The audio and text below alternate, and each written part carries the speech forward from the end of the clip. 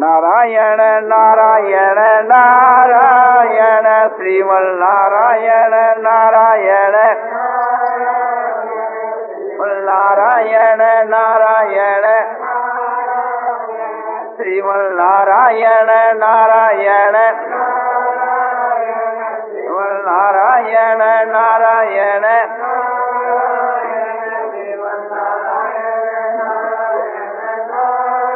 आनंदमय आनंदमय आनंदमय आनंदमय पूर्णानंद पूर्णानंद अपारानंद शांतानंद घनानंद अचलानंद ध्रुवानंद नित्यानंद बोधस्वरूपानंद ज्ञानस्वरूपानंद आनंदी आनंद आनंदी आनंद आनंदी आनंद शांति शांति शांति।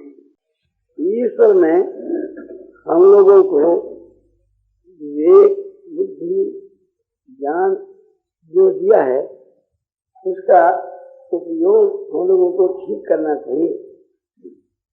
ईश्वर ने जो किसी हम लोगों को ये शरीर या शक्ति जो कुछ दी है वो किस लिए दी है?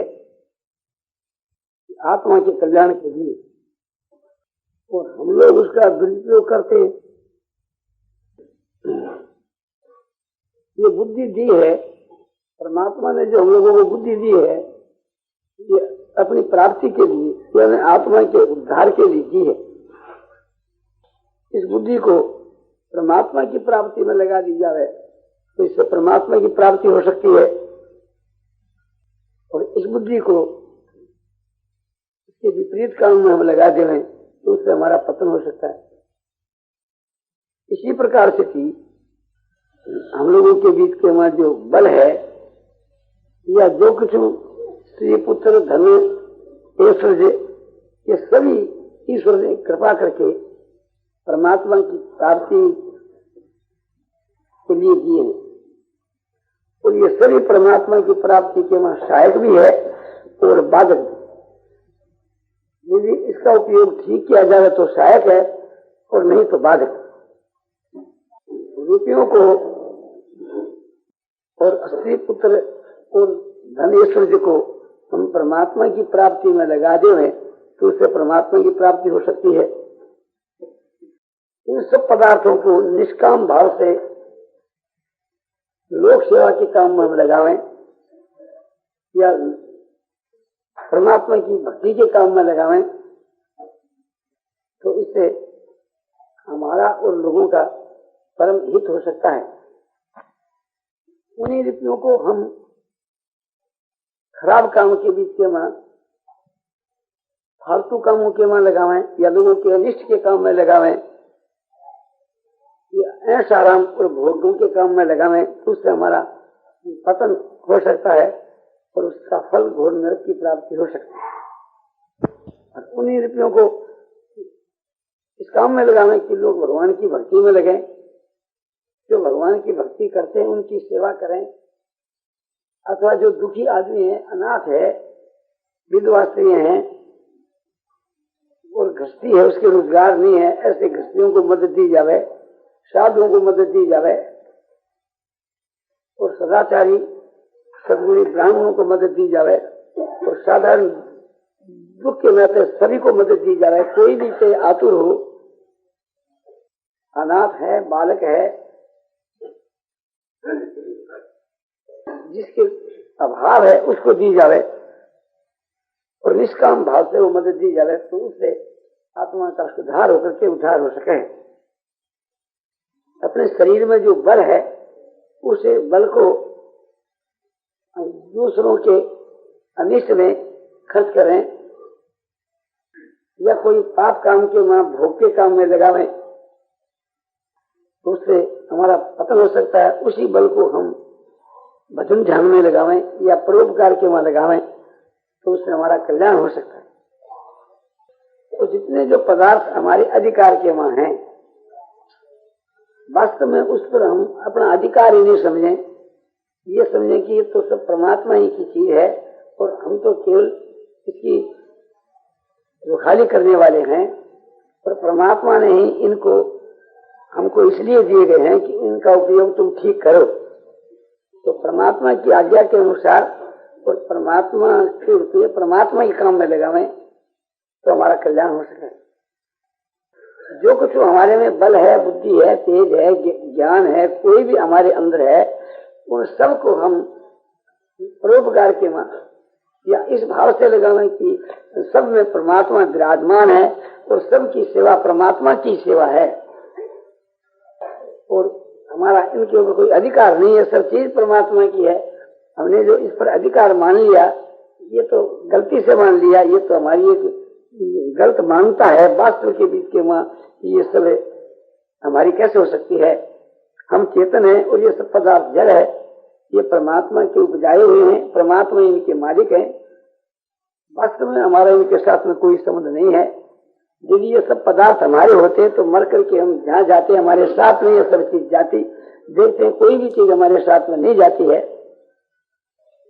हम जो इन सब का संग्रह करते हैं तो किस लिए करते हैं कि अपने आत्मा कल्याण के लिए, किंतु ऐसा न कर करके जो हम अपने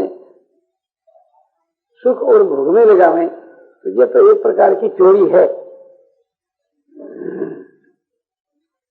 वास्तव में चोर को जो दंड होना चाहिए वही हम लोगों को होना चाहिए। संसार के बीच के वहां जो भी कुछ धन है वो परमात्मा का है और परमात्मा सबके वहां विराजमान हो रहे हैं।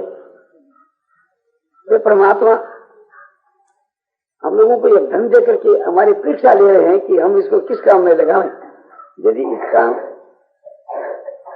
में लगावें या न परमात्मा के काम में लगावें तो कल्याण करने वाला है, और भोग और प्रमाद में लगावें तो उससे हमारा पतन हो सकता है।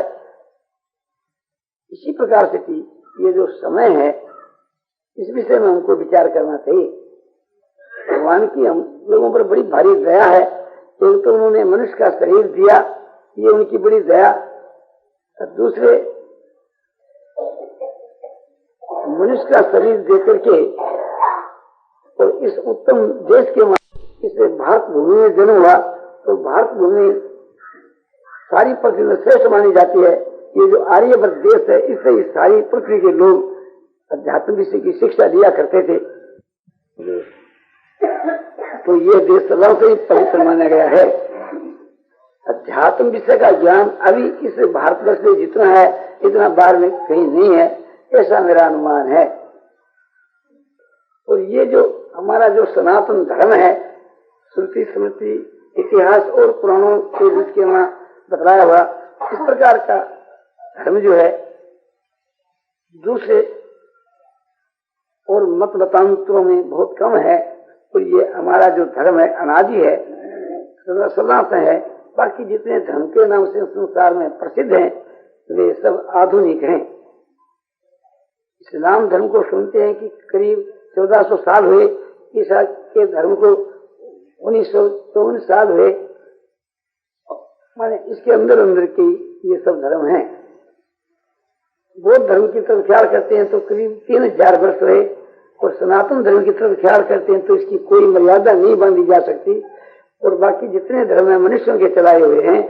और ये जो धर्म है ये समझो कि वास्तव के मां सदा से ही है। हमारे शास्त्रों के अनुसार ये मालूम देता है कि ये अपोर से है, यानी किसी पुरुष का चलाया हुआ नहीं है। वेद जो है ये ब्रह्मा जी के द्वारा प्रकट हुए हैं, है अनादि। और वेदों के आधार पर ही हमारा धर्म है, इसलिए हमारे धर्म का नाम वैदिक सनातन धर्म है। ऐसे उत्तम धर्म के मां हम लोगों का जन्म हुआ। उत्तम देश, उत्तम जाति, उत्तम काल।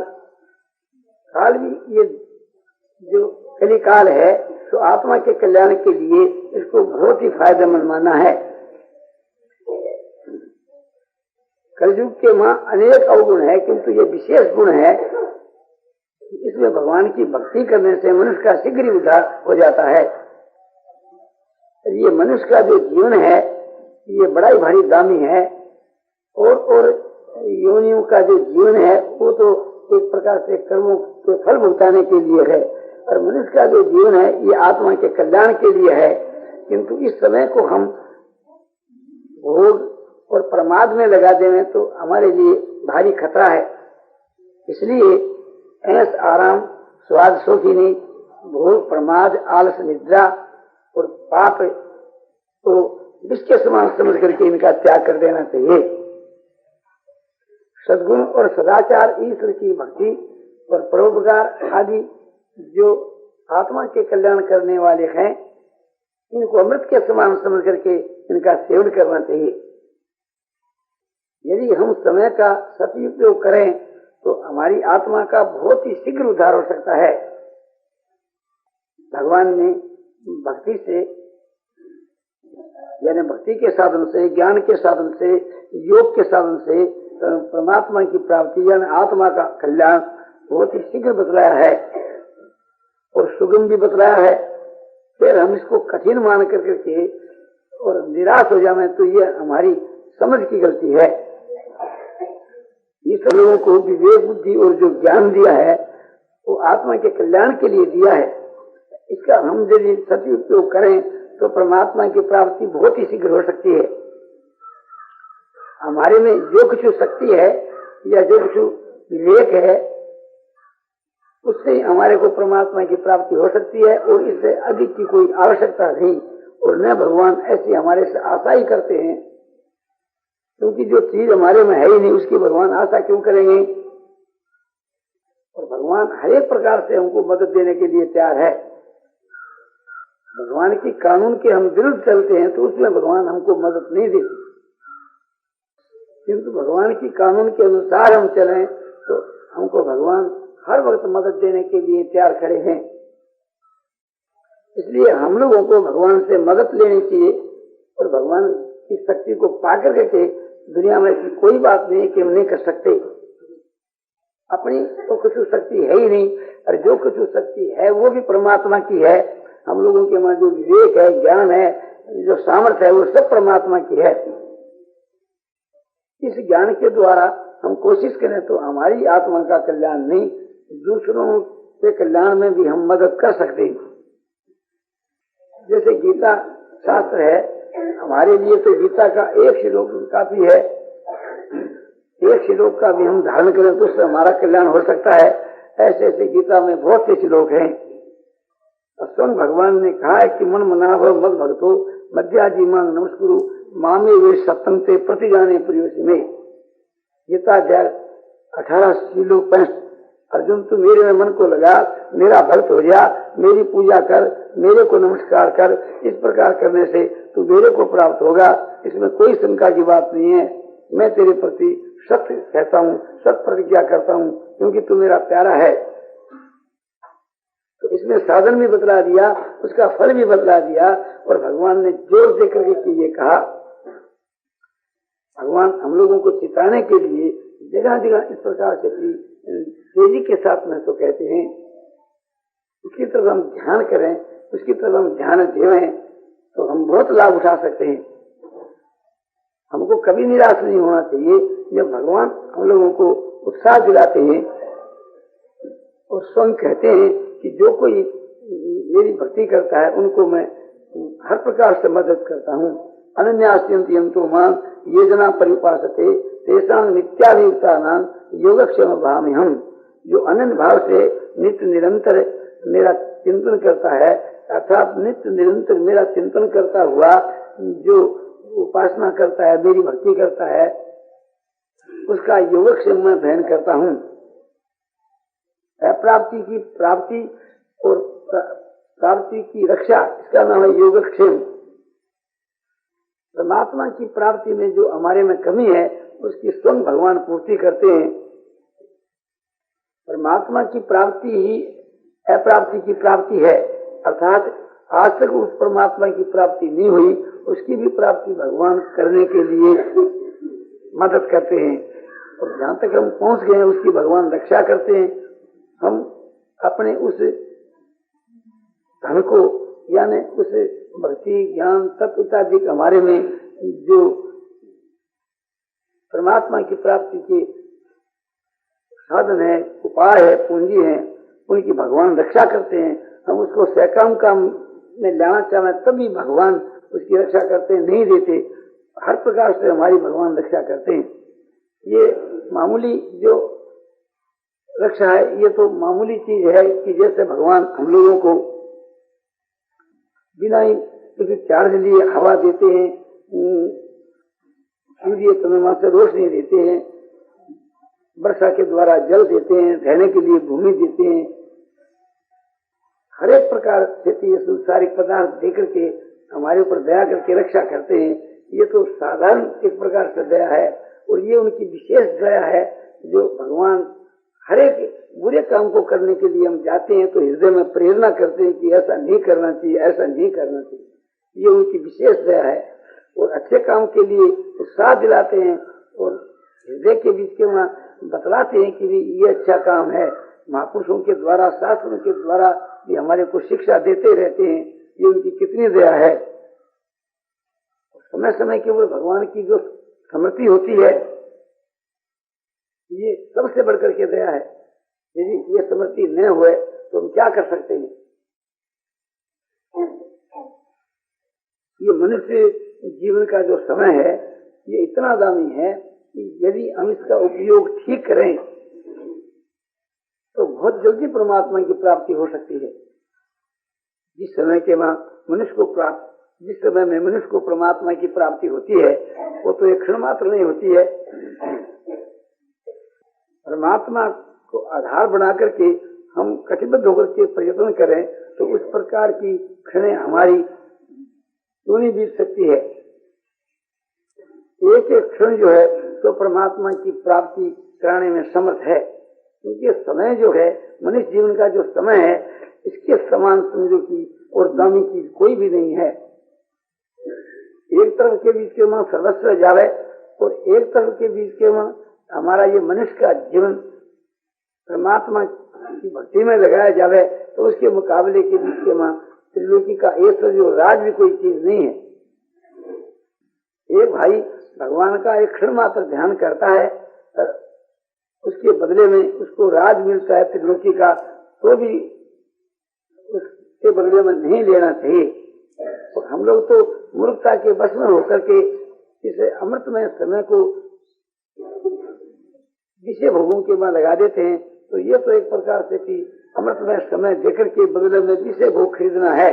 तुलसीदास जी जैसे कहते हैं कि नरतनु पाय विषय मन देखी पलटी सुराते साथ विषय लेगी।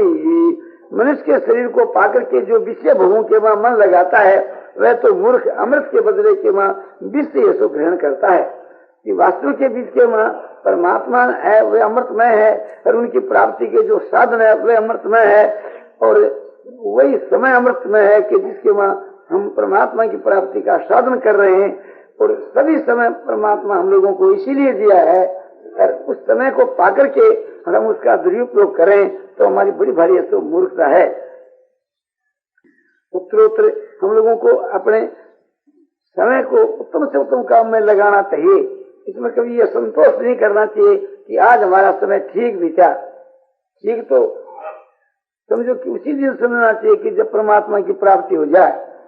जब तक परमात्मा की प्राप्ति नहीं होती है तब तक हमारे को अपने समय की तरफ ख्याल करके पश्चाताप करना चाहिए, और वो इसलिए पश्चाताप है कि उसके आगे के समय का सुधार हो। नहीं तो वो एक प्रकार से कथन मात्र का यानी पश्चाताप है। वास्तव में ख्याल करना चाहिए, थोड़ा भी समय समझो कि परमात्मा की प्राप्ति के वहां लग जाए तो अपना अहोभाग समझना चाहिए, और अपना काम जो है जिस काम के लिए आए उसको जल्दी बना लेना चाहिए। न मालूम शरीर का कोई भरोसा नहीं है कब प्राण चले जावे। यदि थोड़ा भी काम हमारा बाकी रह गया तो हम तो मारे गए। कोई आदमी यहाँ से कलकत्ता जाना चाहता है और उसके पास में 1 रुपया टिकट के वहाँ करता है, तो टिकट खरीद के पास जाने पर वो उसको कलकत्ते की टिकट नहीं देता। जितने पैसे होते हैं वहां तक की टिकट मिलती है। तो हम यहाँ से विदा होंगे और ब्रह्म लोक तक का हमारे पास साधन होगा या स्वर्ग तक का साधन होगा तो वहीं हम अटक जाएंगे। इसलिए हमको अपनी आत्मा के कल्याण के लिए विशेष प्रयत्न करके अपना शीघ्र ही कल्याण कर लेना चाहिए। और मरने तक के लिए भी भरोसा नहीं रखना चाहिए कि अंतकाल के वहां न मालूम कैसी हमारी स्थिति हो, और कहाँ मरे, उस वक्त में कैसा साधन हो, इस बात पर कभी भरोसा नहीं करना चाहिए।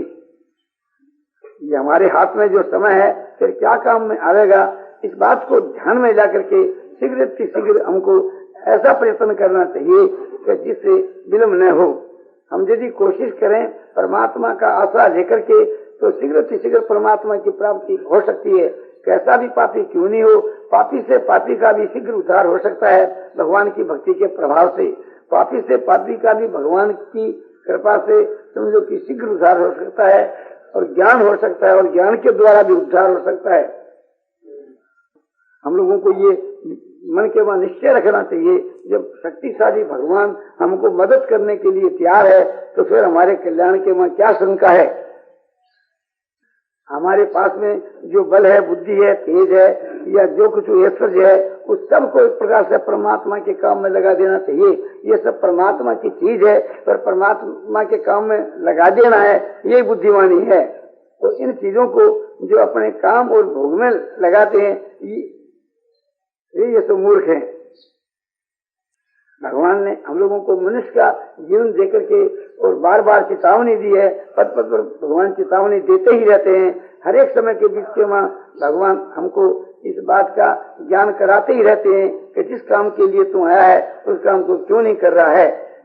और वास्तव में ये बात हमको विचारनी चाहिए। जो कुछ भगवान हमारे हृदय के वहां बैठे हुए हमको समय समय पर शिक्षा देते हैं, उसको हम काम में लावें तो हमारा बहुत शीघ्र कल्याण हो सकता है। तुम अपनी बुद्धि से विचार करके देखो, क्या तुम्हारा समय ठीक काम के वहां बीत रहा है? और यदि नहीं बीत रहा है तो तुमको क्यों नहीं अपने समय का सुधार करना चाहिए, क्यों नहीं अपने जीवन का सुधार करना चाहिए। समय का उपयोग ठीक करना ही वास्तव के वहां अपने आपके द्वारा अपनी उन्नति करना है। उस समय का दुरुपयोग करना ही अपने आप का आपके द्वारा पतन करना है। ये मन, इंद्रियां, ये सब तुम्हारे मित्र हैं। यदि तुम इनको सत्काम के वहां लगाओ तो ये सब तुम्हारे मित्र हैं। इनको यदि असत काम के वहां प्रमाद में, भोग में लगाओ तो ये सब तुम्हारे शत्रु हैं। इसलिए हम लोगों को इस आराम और भोगों से इंद्रियों को हटा करके और सद्गुण, सदाचार और ईश्वर की भक्ति में, ज्ञान वैराग में लगाने का प्रयत्न करना चाहिए। तुमको ये विचार करना चाहिए कि ये मनुष्य का शरीर जो है तो तुम्हारे को भगवान ने क्या भोग और प्रमाद में और पाप में लगाने के लिए दिया है? कभी नहीं, आत्मा के कल्याण के लिए। और वास्तव के बीच के मां ये सब जो साधन है ये सब परमात्मा के दिए हुए हैं। ऐसा समझ करके परमात्मा की चीज परमात्मा के काम में लगा देनी चाहिए। ये मनुष्य का शरीर जब तक इस पर आपका अधिकार है तब तक इसे जो कुछ काम लेना चाहिए। ये अधिकार जब आपका यहाँ से उड़ जाएगा फिर आपको घोर पश्चाताप करना पड़ेगा और उस पश्चाताप करने से कोई गर्द नहीं सरेगी। इस बात को ध्यान में रख करके और सावधान होना चाहिए और अपने समय का उपयोग ठीक करना चाहिए, जो आगे जाकर के तुम्हारे को घोर पश्चाताप करना न पड़े। अपना मन और इंद्रिय यदि एक प्रकार से थी भगवान की आज्ञा की माफक काम न देवे तो भगवान से प्रार्थना करनी चाहिए, उनसे मदद लेनी चाहिए। उनकी कृपा से सब कुछ हो सकता है। आपका साधन आपको कमजोर मालूम देवे तो एकांत के वहां बैठ करके करुणा भाव से पूजन करते हुए पर भगवान से गदगदे वाणी से प्रार्थना करनी चाहिए। तो भगवान बड़े दयालु हैं। वे दुखी के दुख को देख करके तुरंत ही पिघल जाते हैं और उसके दुख का निवारण कर देते हैं। और इससे बढ़कर के हमारे कोई भी दुख नहीं है कि जो संसार के बीच में हम जन्म से मरते रहते हैं। लाखों करोड़ों हमारे जन्म हो चुके और अभी तक एक प्रकार से थी वो काम नहीं हुआ कि जिस काम के लिए हमको मनुष्य का शरीर मिला है। मनुष्य का शरीर मिला परमात्मा की प्राप्ति के लिए और हम इसकी अवहेलना करके के संसार के विषय भोगों की तरफ दौड़ रहे हैं जो नाशवान और क्षण भंगुर है। इसलिए उनसे हमको परम वैराग करना चाहिए। संसार के आराम भोगों को तुच्छ समझ के उनका त्याग करना चाहिए। दुख रूप समझ करके, घृणित समझ करके उनका त्याग करना चाहिए। नाशवान और मिथ्या समझ के उनका त्याग करना चाहिए। वास्तव के बीच के वहाँ ये प्रतीत होते हैं किंतु है नहीं। संसार के जो विषय भोग हैं इनको सत्य समझ करके इनकी तरफ जो दौड़ते हैं ये पतंगे जानवर की वहाँ बगे समझो कि जैसे पतंगिया जानवर आग में घुस करके के मर जाता है, इसी प्रकार से वे नष्ट भ्रष्ट होकर के अपने जन्म को खोकर के इस संसार से चल देते हैं और घोर नरकों के वहां जाकर के पढ़ते हैं। इन सब बातों को ध्यान में रख करके हम लोगों को अपनी आत्मा के सुधार के लिए विशेष तेजी के साथ में चेष्टा करनी चाहिए। ऐसा मौका न आ जावे कि हमारा काम तो बाकी रह जा, हम फालतू कामों के वहाँ अपने समय को बिता करके और खाली हाथे इस संसार से चले जाएं, यानी परमात्मा की प्राप्ति बिना किए चले जाएं तो हमारे लिए बहुत दुख की बात है, शोक की बात है, लज्जा की बात है, भय की बात है। जब ये बात हमारे समझ में आ गई तो फिर इस धोखे में हम क्यों पड़े। स्त्री पुत्र धन रुपया इत्यादि की एक प्रकार से नाशवान मिथ्या है, इन्हीं के लिए अपने अमूल्य जीवन को बिताना है और महान मूर्खता करके अपने जीवन को खतरे में डालना है।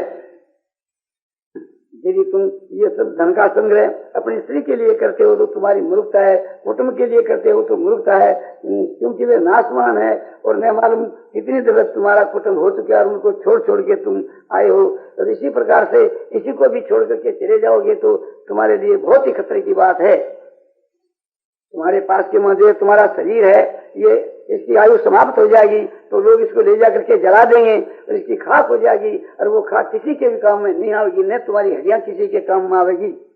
ये सब सोच करके जब तक देह के वहां प्राण है और जब तक तुम्हारा शरीर आरोग्य है तभी तक तुमको जो कुछ करना हो तो कर लेना चाहिए। जब तुम्हारी वृद्धावस्था हो जाएगी, इंद्रियां जवाब दे देगी, मन तुम्हारा समझो कि जवाब दे देगा, उस समय के बीच के वहां तुम कुछ भी नहीं कर सकोगे। इसलिए जिस काम के लिए तुम आए हो अपना काम शीघ्र बना लो कि जब तक मृत्यु दूर है, जब तक देह के मत श्वास है, देह पर तुम्हारा अधिकार है, जब तक तुम्हारे को देह में ज्ञान है तभी तक जो कुछ करना हो तो कर लेना चाहिए। जब देह रहते हुए भी तुम ज्ञान को भुला जाओगे, देह रहते हुए भी तुम आसक्त हो जाओगे तो क्या कर सकोगे। इसलिए एक प्रकार से जब तक तुम्हारे में शक्ति है, ज्ञान है, तभी तक तुम्हारे को अपना काम शीघ्र बना लेना चाहिए। नारायण नारायण नारायण श्रीमन